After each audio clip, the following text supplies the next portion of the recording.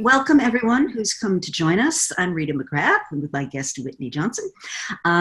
For those of you just joining or who are new to our Fireside Chats, they are being recorded. So just a reminder, don't say anything or write anything you do not want recorded for posterity.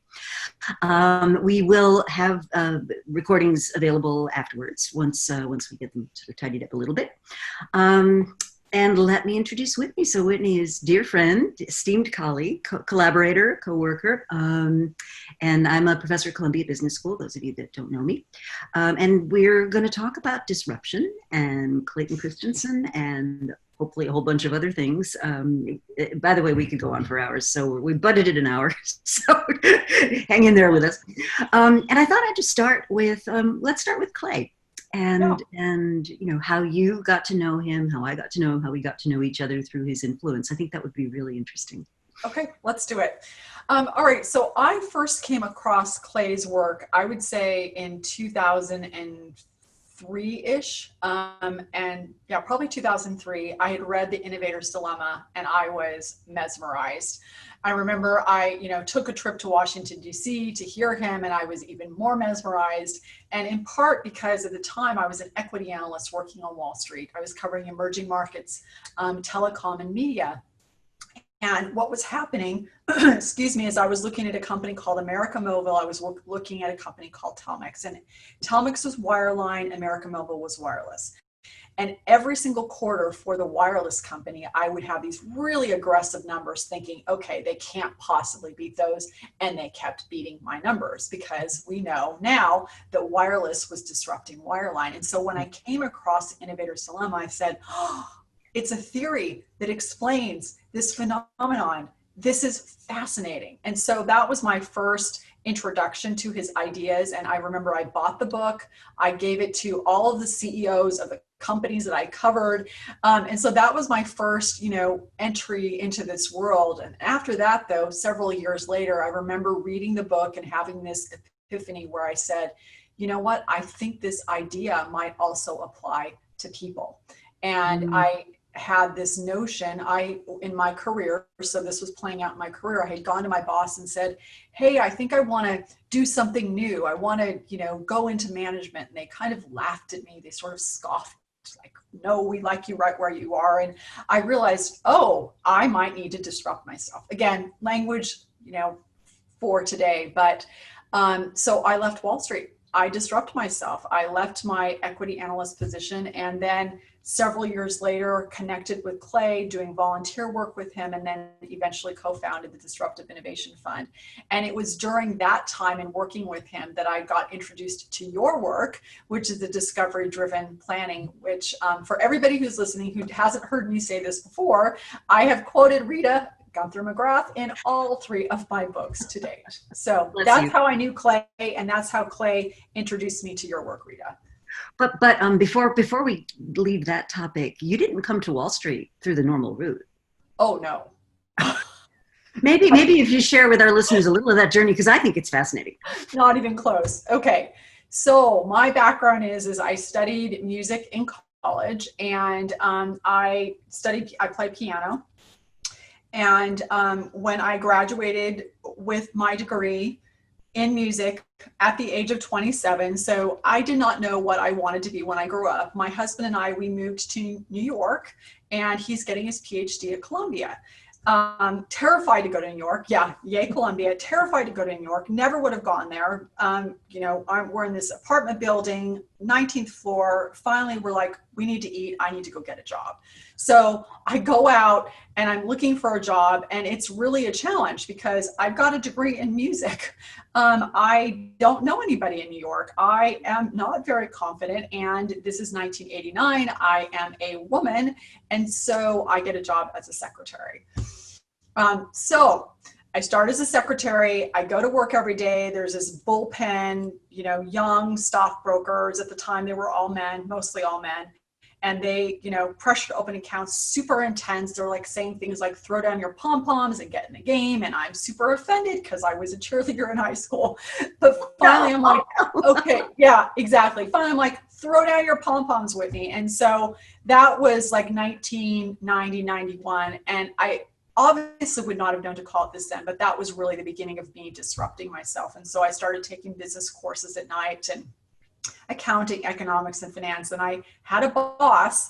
So this is really important for me. His name was Cesar Baez, who promoted me from being a secretary to an investment banker. And for anybody who knows financial services, that just does not happen. Even today, it doesn't happen. And so I got that shot to move into investment banking. And then from there, moved into equity research. So yes, an unconventional, very disruptive path. Yeah. Silly little thing. In our Women in Leadership class, we talk a lot about the importance of sponsors. And I mean, that's just such a vivid illustration of how vital, that is. Right. So then you and Clay and a number of others, I believe his son Michael was involved, do the Disruptive Innovation Fund. Right. And applying the theories of disruption. For those of you that don't know, this fund basically said, well, if we have a good theory, let's put money on it, because everybody else is investing with a different theory. And I remember Clay talking about that. Yeah. And it was really interesting because what he had done on a number of occasions, so this is like early 2000s, he would do things like, let's go long Netflix, short Blockbuster. And people would do it, and it was a really good trade. And they're like, you should like take this theory and see if you can apply it. So when his oldest son, Matt, graduated from business school, and then Clay, they hadn't run a fund before. I had been an equity analyst, and so I joined them as a partner of the Disruptive Innovation Fund. Oh, that's fun. And the returns have been amazing from what I understand. Yeah. So I sold my stake in 2012, but they've done very well.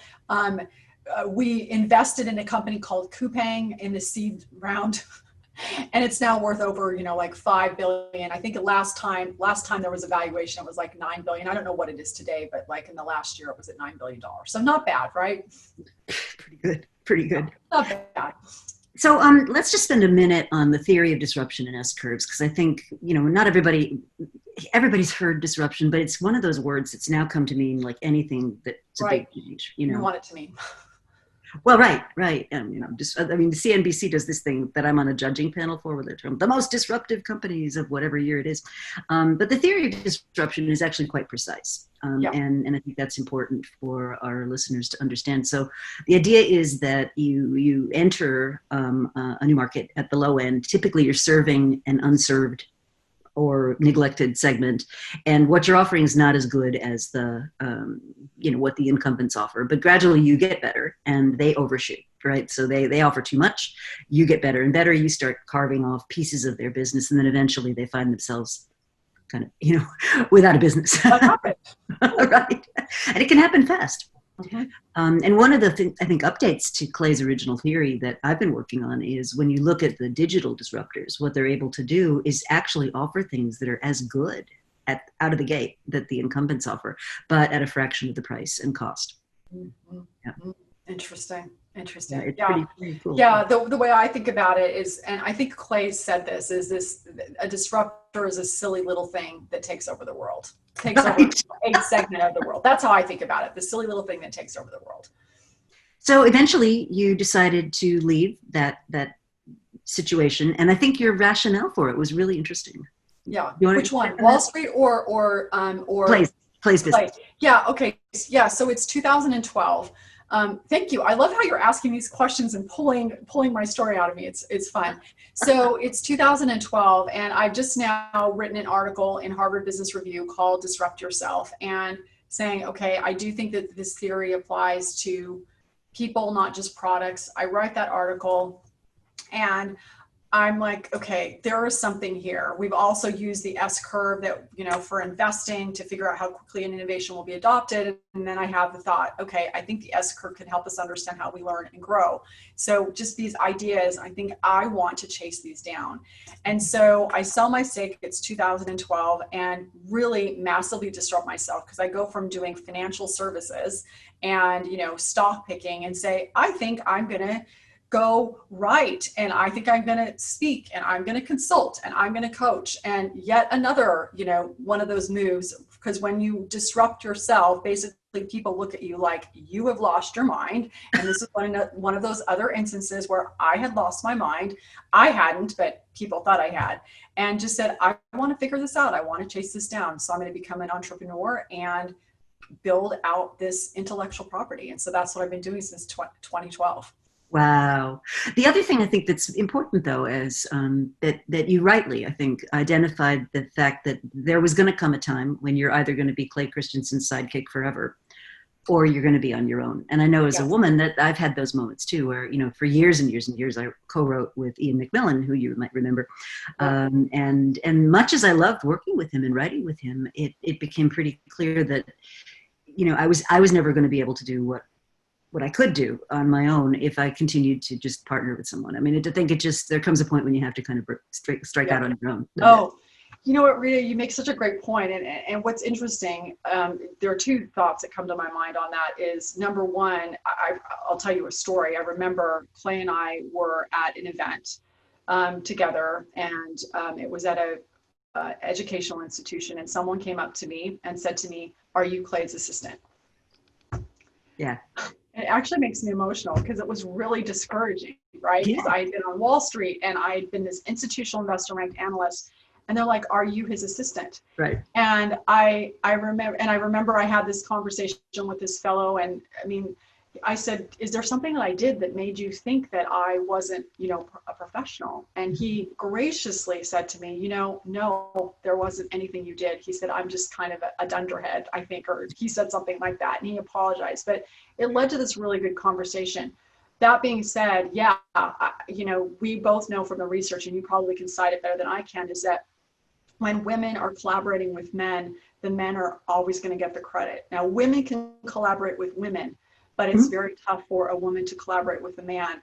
I think it can work to the extent that the man ends up over time really becoming a sponsor for you and just like pushing you out on stage in a way. But it is very complicated. And so, I came to that conclusion, as did you. What I have also, though, found is that oftentimes, in order for women to be able to go out on stage, like you said, there's been some man, usually a man, being a sponsor. Oh yeah, I mean, Mac was brilliant at that. He would literally tell people, "I'm not coming to your conference unless you invite McGrath as well." And he would always use my last name, which I thought was sort of endearing. That's so cute. McGrath. McGrath, right? Yeah, and what gruff South Africans was McGrath, But there's actually a study that totally validates what you said. It was a study done of economists. Mm-hmm. And the author of the study, who was a Harvard PhD student who sole authored her dissertation, I would add, found that what she was interested in was the impact of each subsequent publication on someone's chances of getting tenure. And what she found was when men wrote alone, it had a certain percentage impact. When they wrote with women, it had a certain percentage impact. When they wrote with men, it had a certain percentage impact. When women wrote alone, basically same percentage impact. When women wrote with women, same impact. When a woman co-authored with a man, nada, zip, zero, no credit whatsoever for that work, which I have always found makes my blood boil. But it is a data point, Right. Well, and it's an important data point, right? Because then when you're trying to navigate your career, you have to ask yourself, okay, so this is part of the calculus. So how am I going to do that? Mm-hmm. Absolutely. So I kept it in its original wrapper, Exhibit A, Disrupt Yourself, your wonderful book. And your previous one, Build an 18, is also fantastic. So I'd like to just let's talk about how you translate this theory of disruption from commercial markets to sort of your own personal life. I'd love to hear more about that. Okay. Well, so we've talked about disruptive innovation and what that means. So personal disruption is how you take all these ideas and make them meaningful to you. You're going to start at the bottom of the ladder, climb to the top, and then jump to the bottom of a new ladder. The big difference between personal disruption and disruption with a product or service is that you're Netflix and your Blockbuster. Sure. And your tabs. So you're the silly little thing and you take over the world, because with personal disruption, you are disrupting you. So that's how it applies to us as individuals. And when you say you are disrupting you, well, how do you become a silly little thing?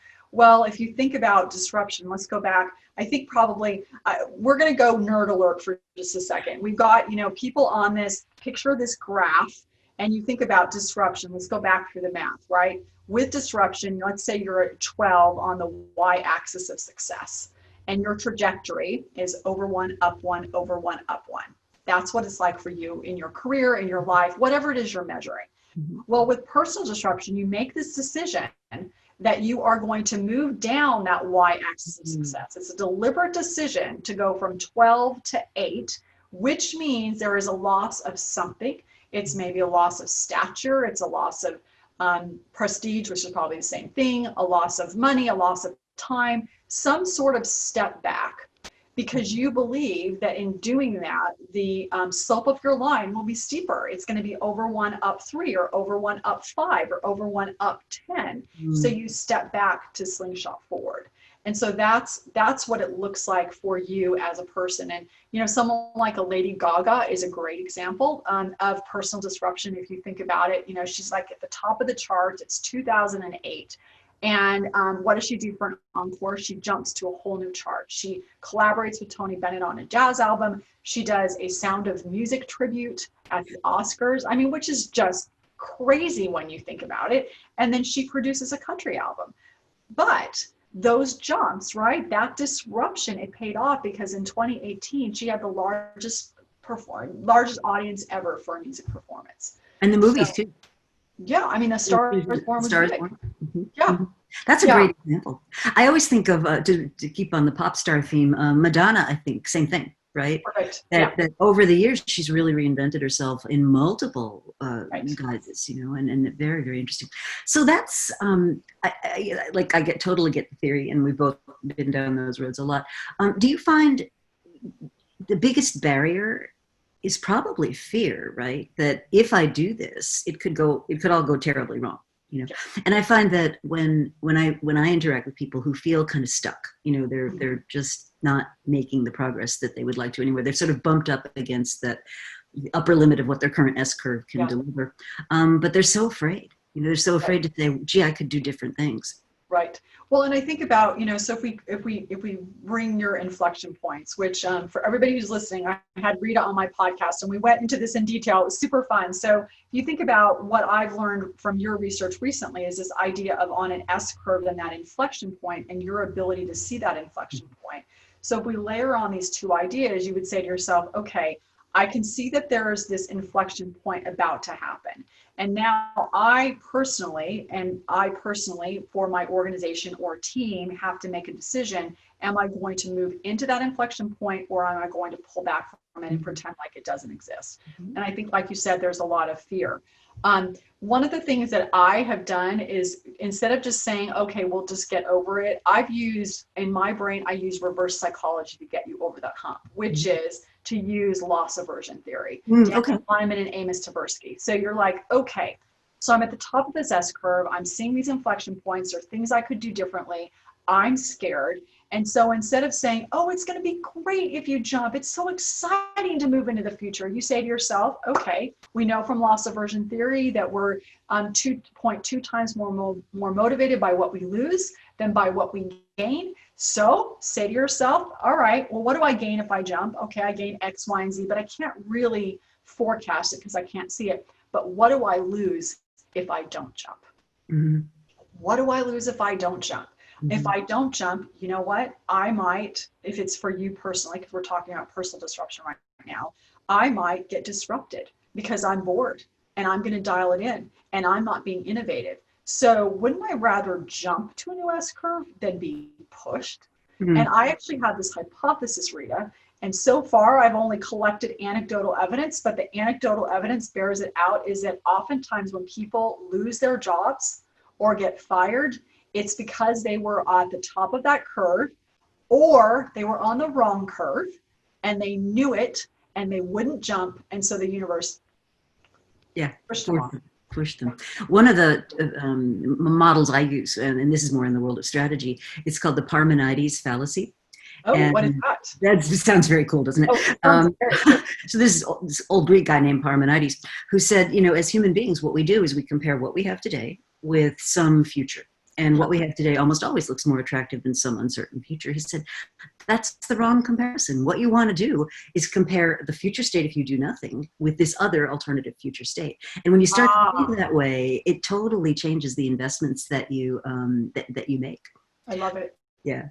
I love it. Oh, that's good. And I love this idea of this triangle. And that goes back to these lines and the trajectories that we were just doing. Oh, super cool. Now, you've actually instrumented this, right? You have a Yeah. metric that people can use to find Yeah. out where they are.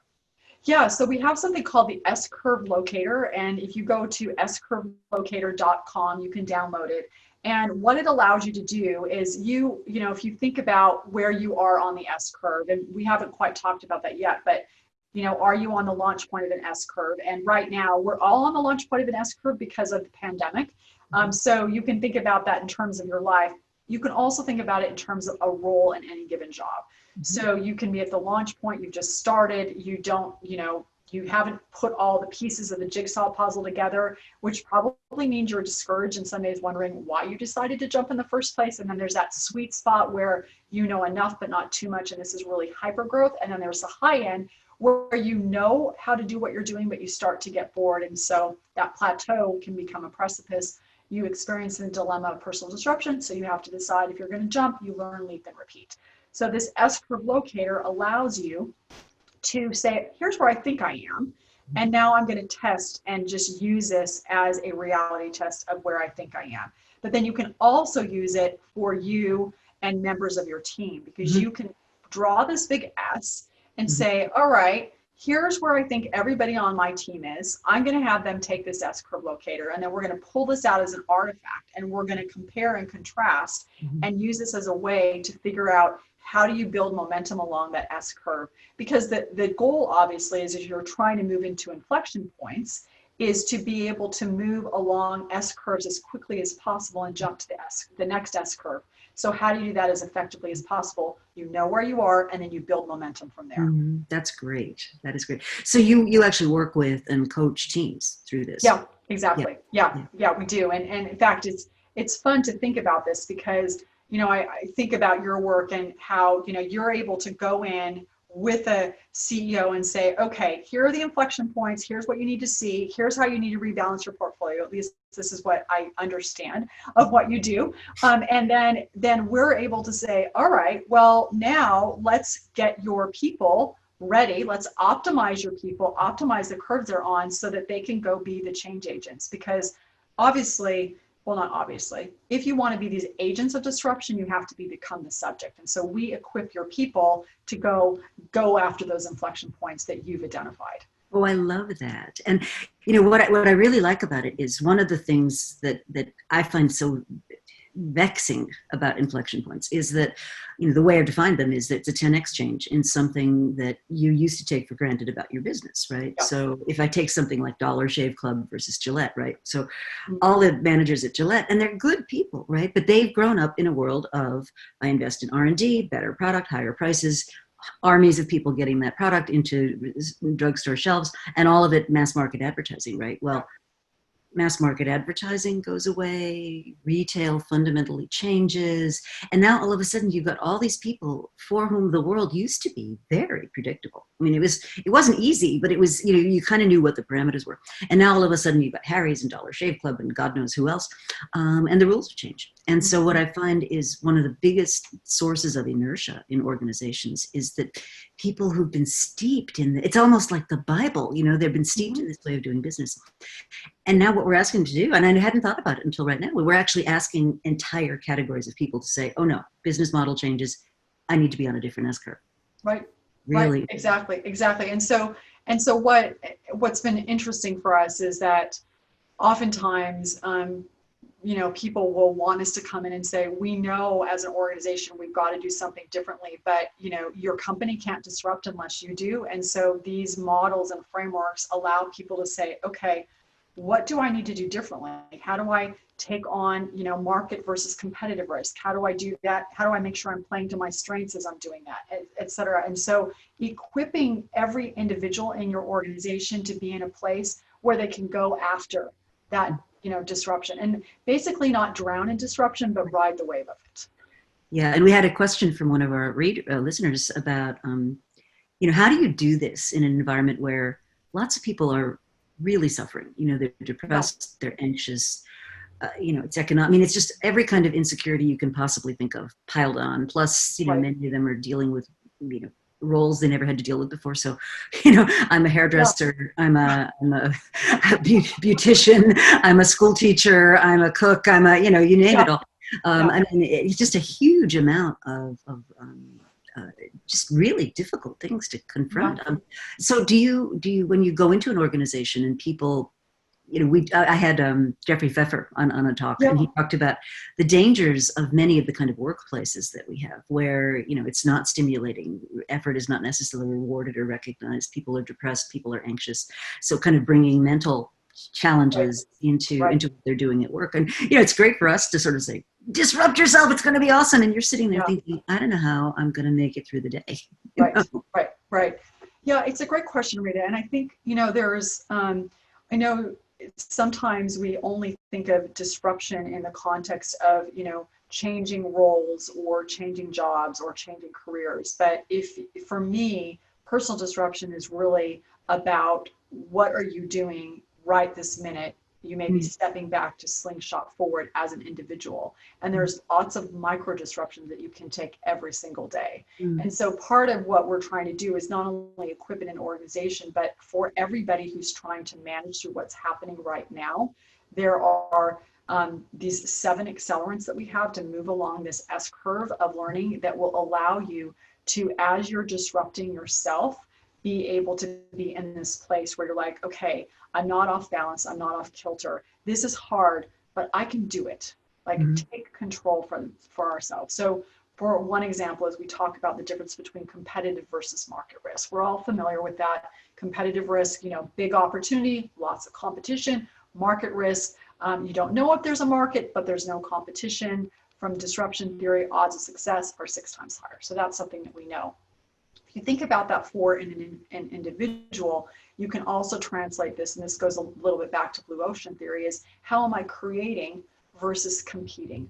And so one of the things that's happening, I think, for people right now, for us, when we have those moments, because I don't think we don't feel this way all the time, every single moment, but in those moments when we're feeling especially anxious, usually we're competing with something, competing sometimes with it should be different than it is. But it's not different than it is. And so in that moment, we can say, all right, well, am I going to compete in my brain for what things should be? Or am I going to compete for scraps on this job because things feel scarce and I feel scared? Or am I going to create? What am I going to create? How am I going to take on market risk? This is what is. What do I want to do with what is? How do I want to show up right now? And so it ends up being, when I say personal disruption, yes, there is sort of that archetypal, but it's very, very individual and truly moment by moment, where I believe that, throughout the day, even for hour, we can step back from who we were to slingshot into who we want to be. But that's one example of how you take that idea of competitive versus market risk and bring it down to you as an individual. How am I creating versus how am I competing right now? Yeah, I was talking to Paul LeBlanc, who's the president of Southern New Hampshire University, and he did a little survey of people who would be possible job candidates, and what they told him was they wanted to leave their industry, that they were done with the risk of hospitality or travel or food or whatever it was, and they really, really, really wanted to pick up new skills. And so one of the things we've been sort of playing around with is this whole idea of micro-credentials and upskilling, like in the moment of need and stuff like that. And I think that could help support some of this. So you talked about 7 accelerants. Yeah. Can you tell us what those are? Yeah, absolutely. So I'll go through them quickly. So the first one was taking market versus competitive risk, where the odds of success increase. And you can look at that, create versus compete, obviously with a company, but also on a team, where when you hire people, sometimes we hire people and we bring them on and we haven't been clear about what they're doing versus what the people on your team thought they're supposed to be doing. And so you create up a competitive risk situation. And that can be really problematic. Whereas if you're clear about who's doing what, then they've got these wide open space to go out and create. So that's market versus competitive risk. The second one is to play to your strengths. And the reason that that's so important is when you feel strong, then you're willing to play where no one else is playing. You're willing to take on more market risk. The challenge around the risks, what we've identified, is that just like we have weaknesses around our blind spots, we also have weaknesses around our strengths. And so our strengths are things that we do so reflexively well, we actually cannot see them.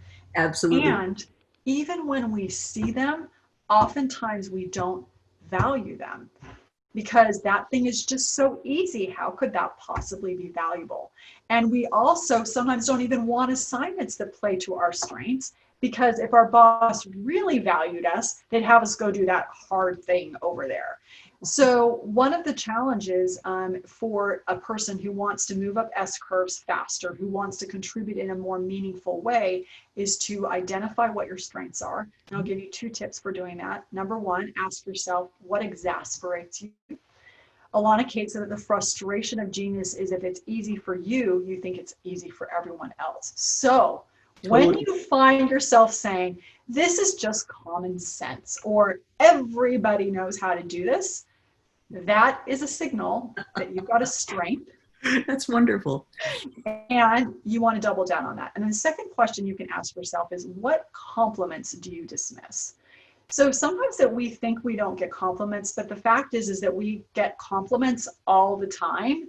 But we oftentimes dismiss them, either because we're used to deflecting them, or they've told us something that we've known about ourselves. We're like, oh, whatever, that's not a big deal. And yet, if you want to really contribute, you need to do hard things, but hard things that draw on your strengths.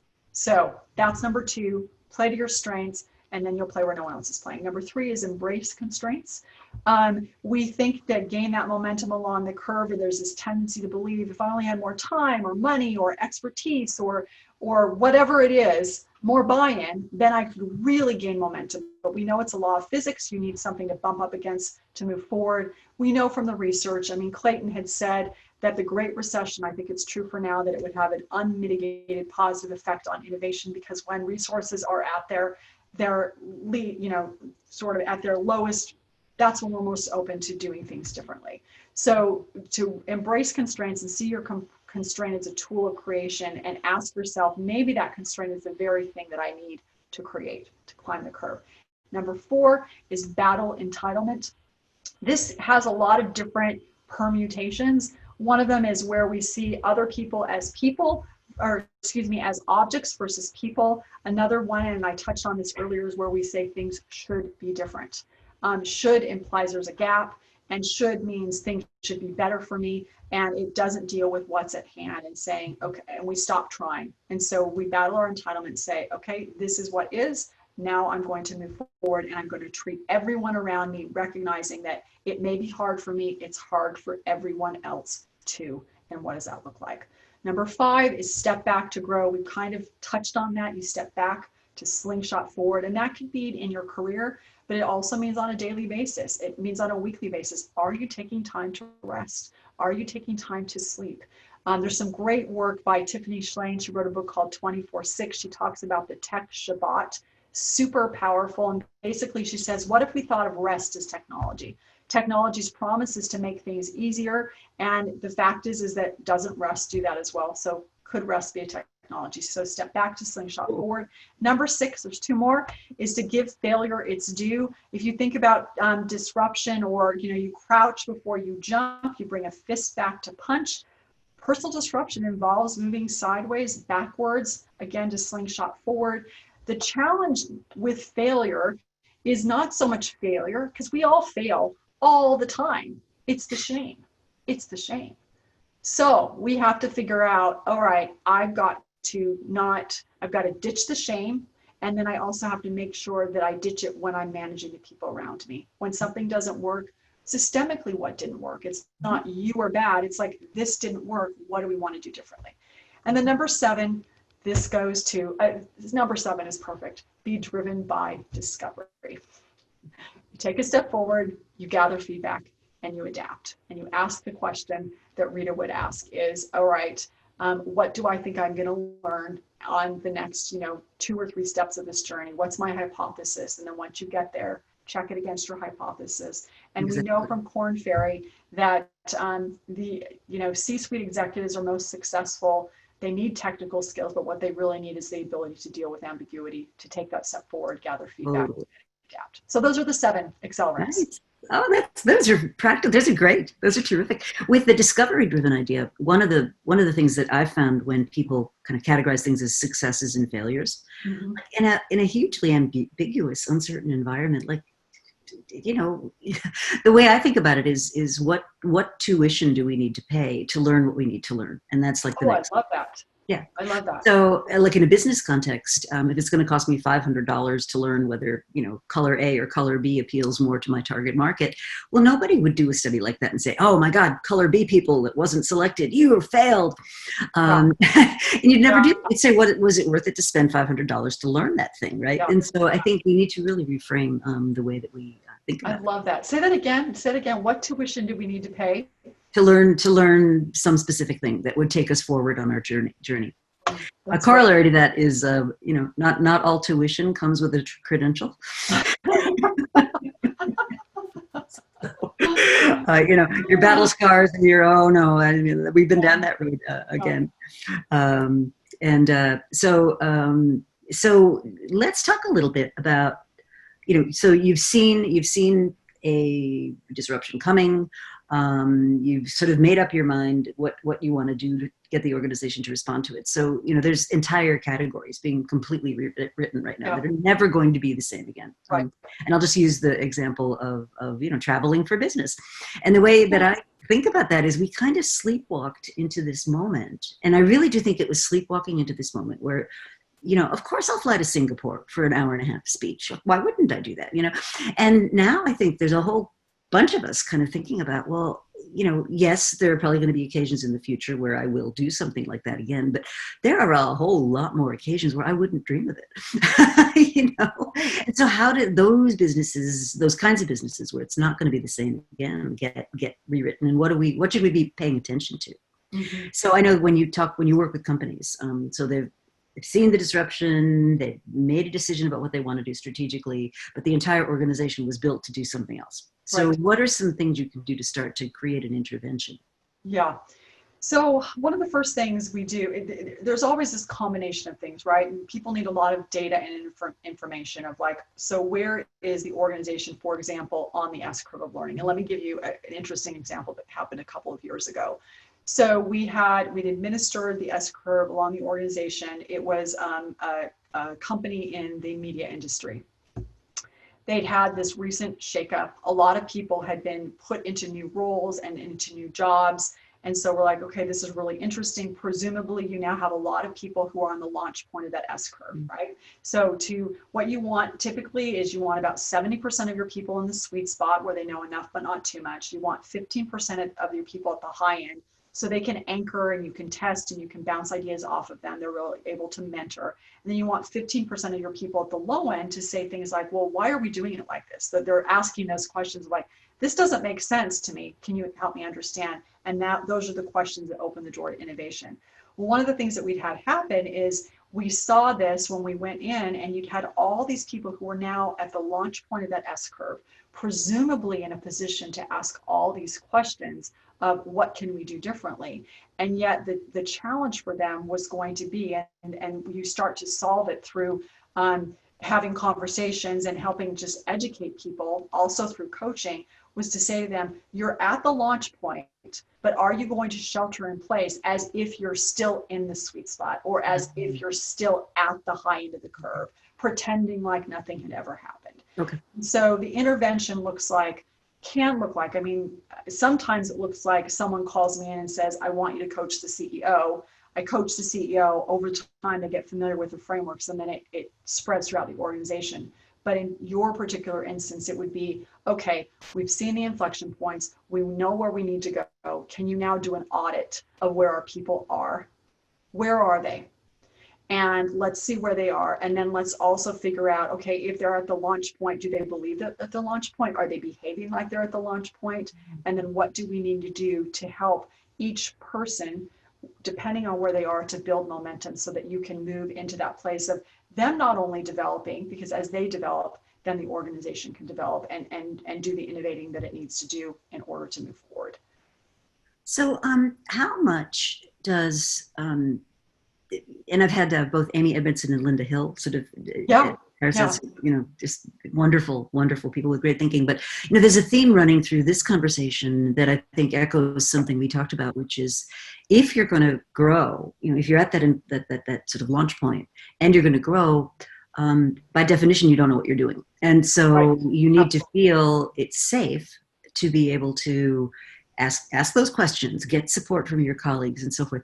So how do you deal with situations where, you've got people who just aren't playing ball, you've got a toxic personality who's in the mix somewhere, you've got fear, that people are Yeah. worried if I make a mistake, today, like, organizations are laying people off, people are losing their Right. jobs. There's real economic pain. Right. And so is there a way to combat that you've Oh. dealt with? Oh, Rita, that's a big old depends. So are you saying, let's first of all, let me diagnose it a little bit more. Are you talking about the person who's at the launch point, or a person who's managing a person at the launch point? Which one are you talking about? I think both. Okay. So I'm All at the right. launch point, but I don't feel Okay. I'm going to be supported, or I don't feel that my risk taking is going to be appreciated, or whatever it is that Yeah. is keeping me from being willing to make the necessary investment to get momentum. Yeah. Okay. All right. So I think, so here's what I would say. In my experience, part of what you need at the launch point of the S-curve is in order to climb that curve, you need support, right? You need support from your leader, and support can look like a lot of different things. It can look like tightly scoped assignments. So I'm going to give you something that needs to get done in a week. I'm not going to say, go off and do this project that's going to take you 2 years. Okay, so chunking it up. You chunk it up. Mm-hmm. You also give them lots of feedback really quickly.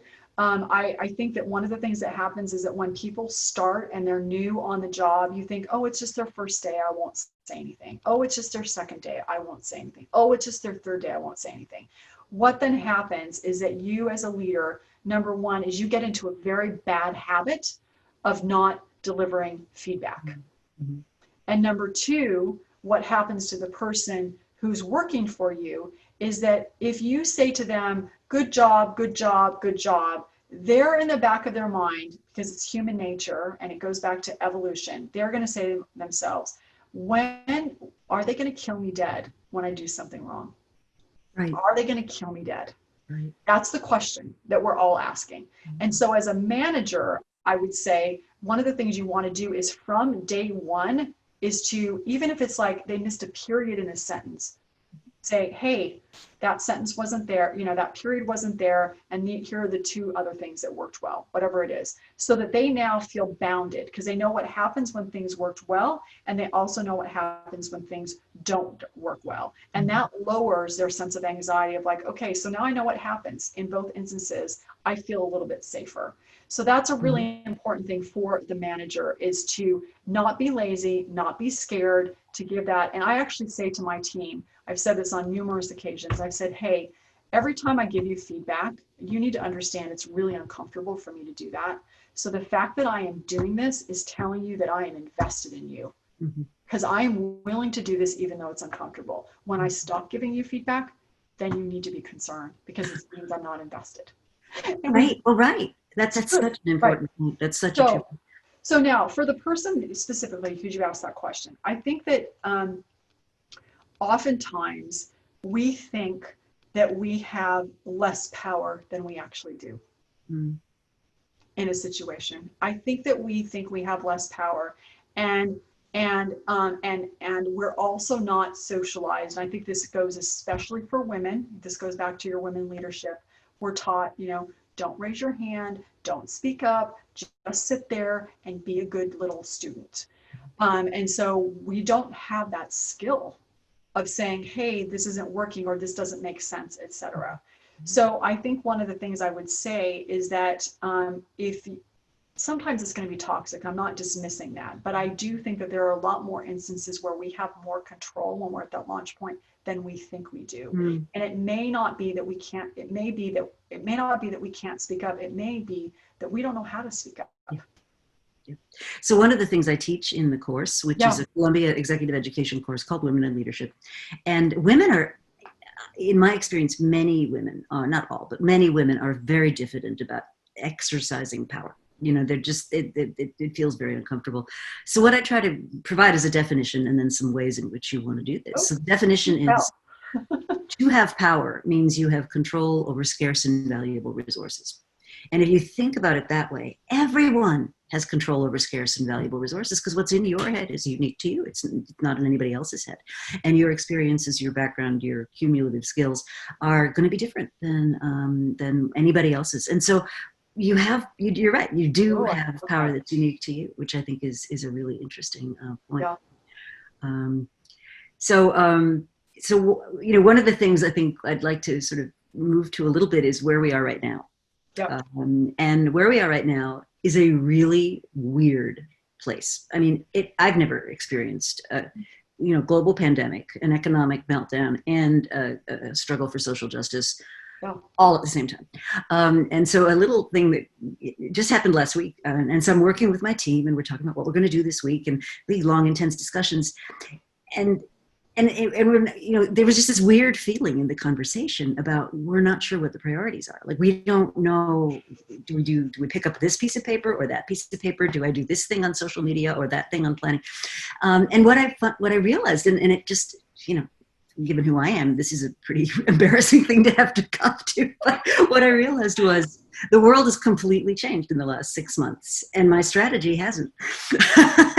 So what I got to do is, when I say strategy, I don't mean that I'm great at predicting the future, because literally nobody on the planet knows what next month is going to hold, let alone whatever. But what I do think I owe to my people is the ability to say, look, for now, given what we know, here's where I think we're going, so that there's at least clarity around that. And I was just curious if you've seen people struggling with the same thing.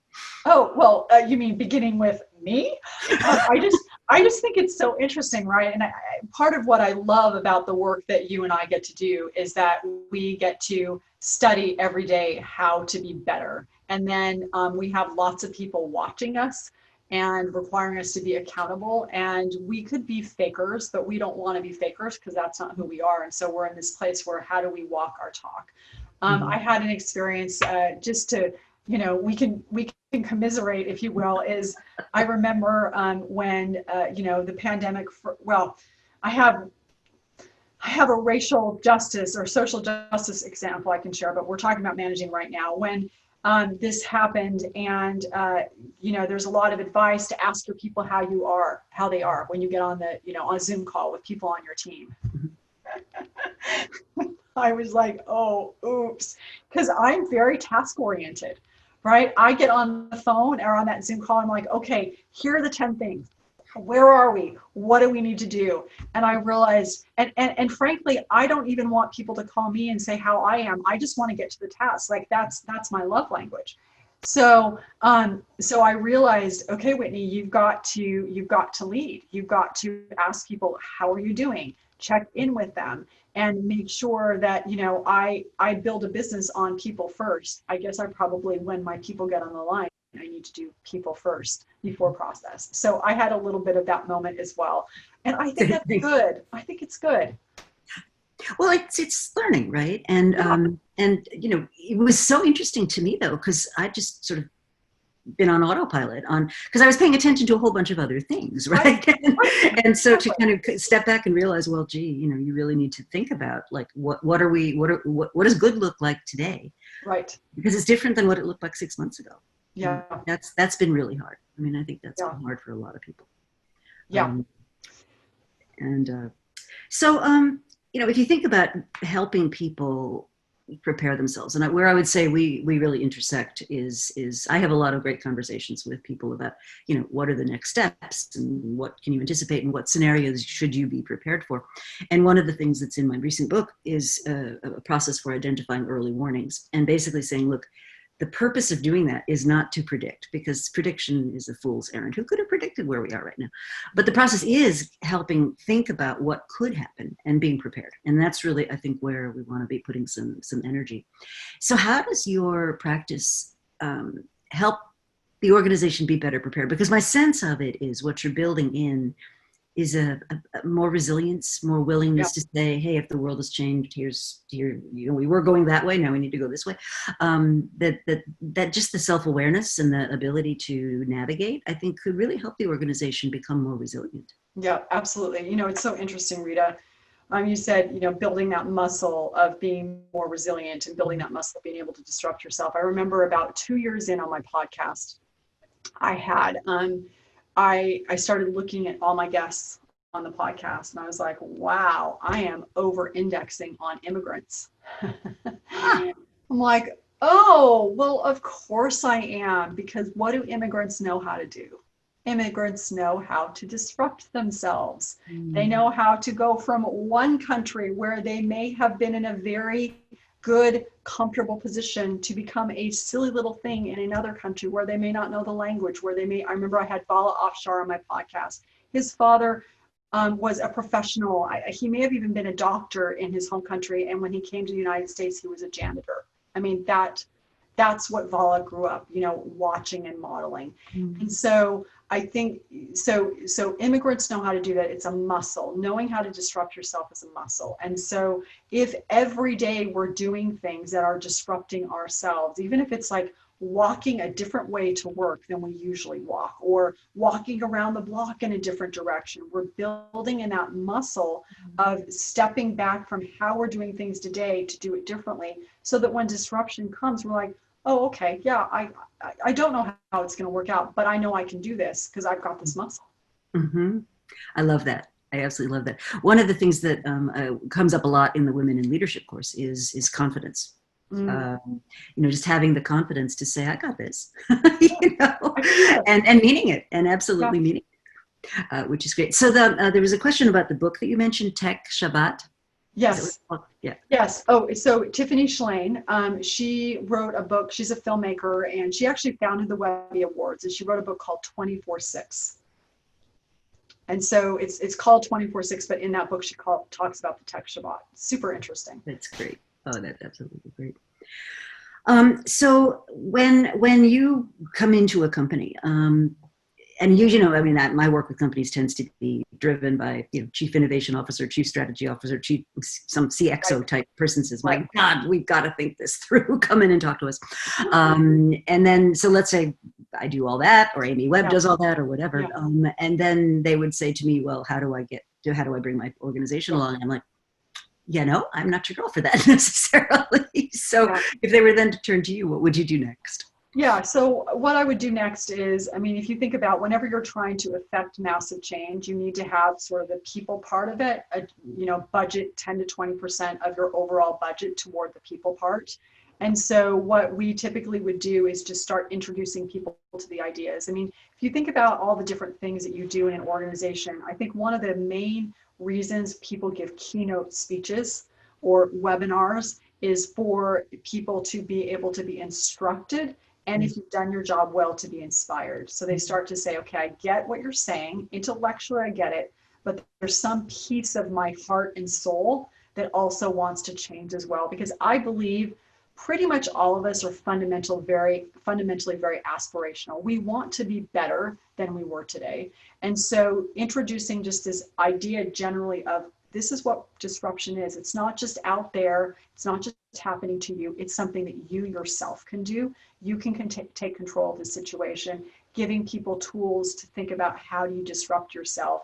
And then from there, depending on what it is they're trying to change, then you look at the different levers. So if we know that you've got one business that needs to go in this direction, you maybe work with that team and then open them up and say, okay, we need to do X, Y, Z.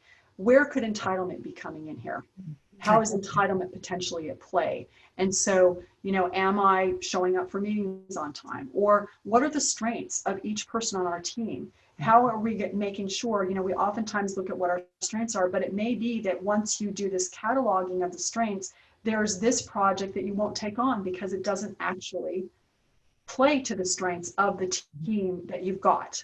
How do we make sure that as we're looking at making sure that we're taking on market risk, we're finding ways to create rather than compete, not setting people up in competition with each other. So starting to take each of those 7 accelerants, looking at the project at hand, where you want to go, instructing, inspiring, and then start diagnosing. And as you diagnose, then you come in and say, all right, we need surgery here, or we need, here's what we need to do. And then we can get very granular at that point. Mm-hmm.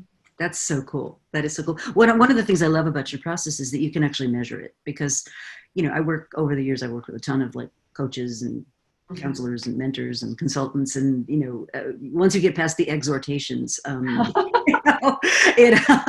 kind of looking at them going, and tell me exactly what exactly were you doing? And I love the idea of being able to precisely measure it. So one of the things I learned in my dissertation actually was so I started with strategy and ended up with teams, which was a bit of a comeuppance. And what I found was to build new capability that you need to have this progression. And so the first thing that has to happen is you have to understand what the business is. And right now, none of us do. So that's going to get in the way of team effectiveness, right? So that's the next thing. Then when you have teams that are working effectively, eventually they begin to develop new competences, which I define as the organizational equivalent of skill. Some of those are distinctive, so that's your new markets. And then some of those will lead to a competitive advantage, which I describe as a combination of the market likes it, your firm is behind it, and it's insulated from competition in some way. And if you're missing any of those key ingredients, you're just not going to have a competitive capability. So the team effectiveness piece is so important to that little progression of new capability.